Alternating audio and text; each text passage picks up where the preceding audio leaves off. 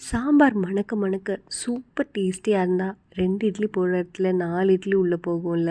வாங்க டிஃபன் சாம்பார் இன்றைக்கி டேஸ்டி எப்படி பண்ணுறதுன்னு பார்க்கலாம். ஃபஸ்ட்டு கடாய் வச்சு எண்ணெய் ஊற்றி கடுகு, உளுத்தம்பருப்பு, கடலைப்பருப்பு, தாளிப்பு, வடகம் இருந்தால் அது போட்டுக்கலாம், ஆப்ஷனல் தான். வதங்கின அப்புறம் சின்ன வெங்காயம், கருவேப்பிலையும் போட்டு கொஞ்சம் உப்பையும் போட்டு நல்லா வதக்கி விட்டுருங்க.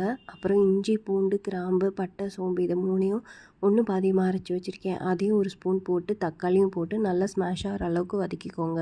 இங்கே வந்த உடனே மஞ்சத்தூள் 1/4 டீஸ்பூன், மிளகாத்தூள் 1 டீஸ்பூன் போட்டு நல்லா கிளறி விட்டு கொத்தமல்லி இலையும் அப்புறம் பருப்பை நம்ம மஞ்சத்தூள் போட்டு வேக வச்சுருக்கோம் இல்லையா, அதையும் ஊற்றி நல்லா கிளறி விட்டு கொதிக்க விட்டு இறக்குனிங்கன்னா சூப்பரான டேஸ்டியான சாம்பார் ரெடி ஆயிடுச்சு. அடுப்புக்கு தடுக்க பேன் எடுத்து எண்ணெய் ஊற்றி கடுகு, வத்தல் மிளகு, கருவேப்பிலை போட்டு நல்லா தாளித்து இதில் கொட்டி க்ளோஸ் பண்ணி வச்சுருங்க. எப்போ சாப்பிட போகிறீங்களோ அப்போ ஓப்பன் பண்ணி சர்வ் பண்ணுங்கள். இட்லி, தோசை, பொங்கல் எல்லாத்துக்கூடயும் இது செம்ம காம்பினேஷனாக இருக்கும். ட்ரை பண்ணி எப்படி இருந்துச்சுன்னு கமெண்ட் பண்ணுங்கள்.